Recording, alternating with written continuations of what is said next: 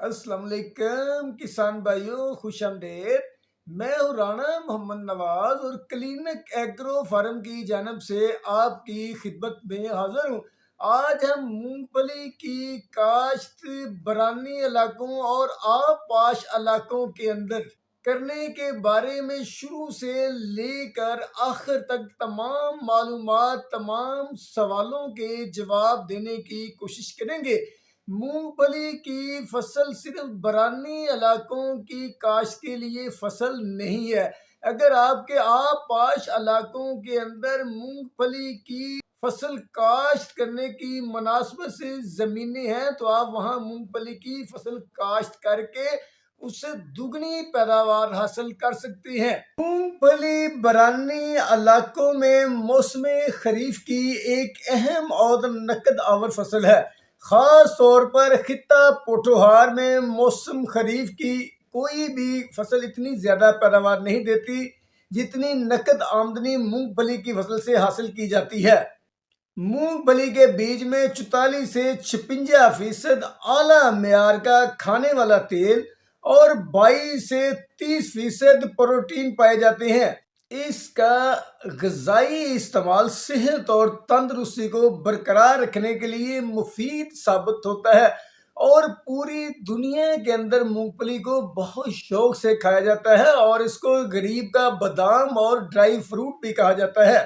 Government of Pakistan کی مونگ پھلی کی منظور شدہ اقسام اٹک 2019، فخر اٹک، فخر چکوال، باری 2016، NA2021، NARC 2019، باری 2016۔ اس کے علاوہ چائنا سے منگوائے گئے بیج بھی مارکیٹ کے اندر موجود ہیں۔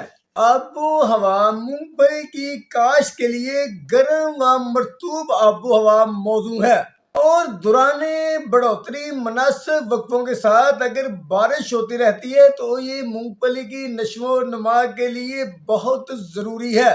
مونگ پھلی کی کاشت کے لیے 15 ڈگری سینٹی گریڈ ٹمپریچر سے لے کر 36 ڈگری سینٹی گریڈ ٹمپریچر بہت موزوں ٹمپریچر ہوتا ہے۔ برانی علاقوں کے زمینی اور موسمی حالات میں یہ دونوں خصوصیات بہت حد تک موجود ہیں۔ پاکستان کے اندر مونگ پھلی کی جتنی بھی قسمیں موجود ہیں ان کی پیداواری صلاحیت 40 من فی ایکڑ سے زیادہ ہے، مگر ہمارے ہاں پیداوار بہت کم آتی ہے۔ اس کی وجہ جدید ٹیکنالوجی کا استعمال کرنا نہ ہے۔ مونگ پھلی کی کاشت کے لیے موزوں زمین کا انتخاب۔ پیداوار میں اضافے کے لیے موزوں زمین کا انتخاب کرنا بہت ضروری ہوتا ہے۔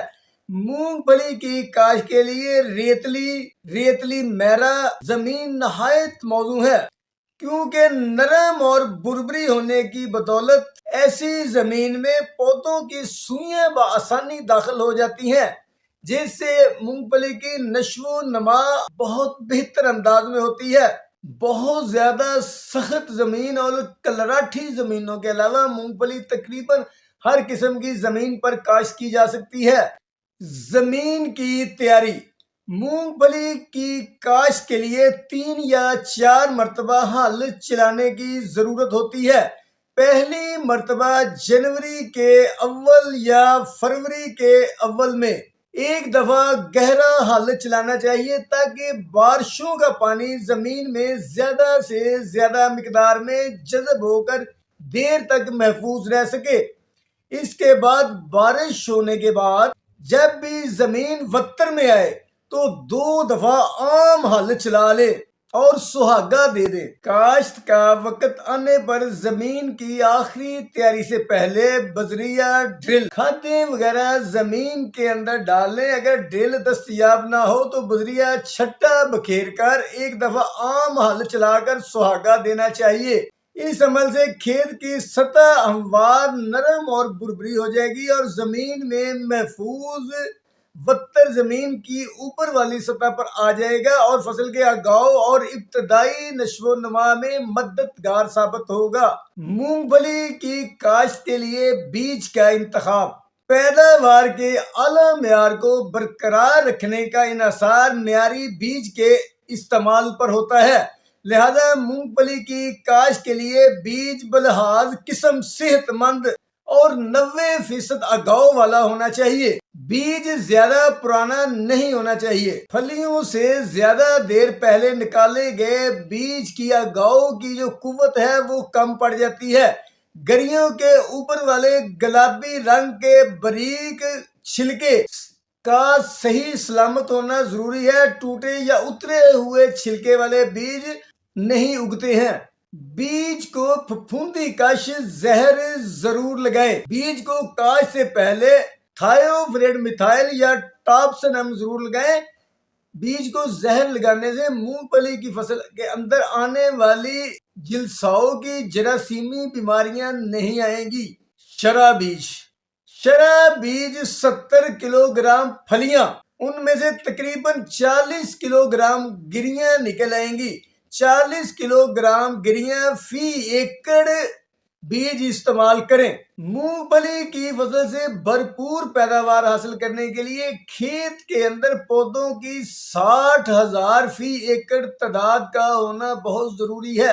وقت کاشت مونگ پھلی کی فصل کے لیے موزوں ترین وقت کاشت مارچ کے آخری ہفتہ سے لے کر اپریل کے آخر تک ہے۔ مونگ پھلی کو بیج کے اگاؤ کے لیے 15 سینٹی گریڈ سے لے کر 36 سینٹی گریڈ تک ٹیمپریچر درکار ہوتا ہے، لیکن وتر کی کمی بیشی کی وجہ سے، گندم کی کٹائی یا دیگر فصلوں کی وجہ سے ہمارے پاکستان کے اندر مونگ پھلی کی کاشت 31 مئی تک کامیابی کے ساتھ کی جا سکتی ہے۔ مونگ پھلی کی فصل کا طریقہ کاشت مونگ پھلی کی فصل سے زیادہ بہتر پیداوار اور زیادہ اگاؤ حاصل کرنے کے لیے پلانٹر یا سیڈ ڈرل کے ذریعے قطاروں میں کاشت کریں۔ قطار سے قطار کا فاصلہ 2 فٹ رکھیں اور پودے کا پودے سے فاصلہ 8 سے 9 انچ تک رکھیں۔ اگر آپ مونگ پھلی کی کاشت آب پاش علاقوں میں کر رہے ہیں، 2.5 فٹ چوڑے بیڈ بنا لیں، ان کے اوپر دونوں جانب چوپے کے ذریعے سے 8 سے 9 انچ کے فاصلے پر کاشت کریں اور کوشش کریں کہ پودے بالکل آمنے سامنے نہ لگائیں بلکہ زگ زیگ طریقے سے لگائیں۔ چھدرائی پودوں کے بہت زیادہ یا گھنے اگاؤ ہونے پر مناسب فاصلہ رکھ کر پودوں کی چھدرائی کر لیں۔ پاکستان کے اندر مونگ پھلی زیادہ تر برانی ریتلی زمینوں کے اوپر لگائی جاتی ہے اور وہاں اس فصل کا انحصار بارشوں کے اوپر ہی ہوتا ہے۔ اگر آپ آب پاش علاقے کے اندر مونگ پھلی کی کاشت کر رہے ہیں، زمین تھوڑی سخت ہے تو پھر 10 سے 12 دن بعد پانی لگائیں۔ اگر زمین ریتلی ہے، تھوڑی نرم ساخت کی ہے تو پھر 7 سے 8 دن بعد پانی لگائیں۔ باقی آپ فصل کی کنڈیشن دیکھ کر، حالت دیکھ کر، زمین کے اندر وقت دیکھ کر، موسم کا بارشوں کا حساب دیکھ کر آپ پاشی کو آگے پیچھے کر سکتے ہیں۔ جڑی بوٹیوں کا کنٹرول جڑی بوٹیوں کے اگاؤ سے پہلے پینڈی میتھالین سپرے کیا جا سکتا ہے، مگر پینڈی میتھالین پکھڑا، برو اور کھبل گھاس کو نہیں مارتی ہے۔ جڑی بوٹیوں کے اگاؤ کے بعد 40 دن کے اندر اندر ٹاپر گرین زہر، اس کے اندر لیکٹو-1 پلس گزیلوفاپ 2 زہروں کا مرکب ہوتی ہے، اس کا سپرے کر کے بھی جڑی بوٹیوں کو کنٹرول کیا جا سکتا ہے۔ مونگ پھلی کی فصل کے اندر کھادوں کا استعمال زمین کی تیاری کے وقت 3.5 بوری SSP، آدھی بوری SOP اور آدھی بوری یوریا کھاد کی ڈالیں۔ جب فصل کی عمر 30 دن ہو جائے تو پھر 30 کلو گرام یوریا اور 5 کلو گرام سلفر ڈالیں۔ مونگ پھلی کی فصل کو پھلی دار ہونے کی وجہ سے یوریا کی زیادہ ضرورت نہیں ہوتی ہے، یہ اپنے لیے ہوا سے یوریا حاصل کر لیتی ہے، مگر سلفر کی اس فصل کو تیل دار ہونے کی وجہ سے بہت زیادہ ضرورت ہوتی ہے، کیونکہ سلفر کی وجہ سے زمین کی pH کم ہوتی ہے اور باقی کھادیں بھی زیادہ اچھے طریقے سے مونگ پھلی کی فصل کو ملتی ہیں۔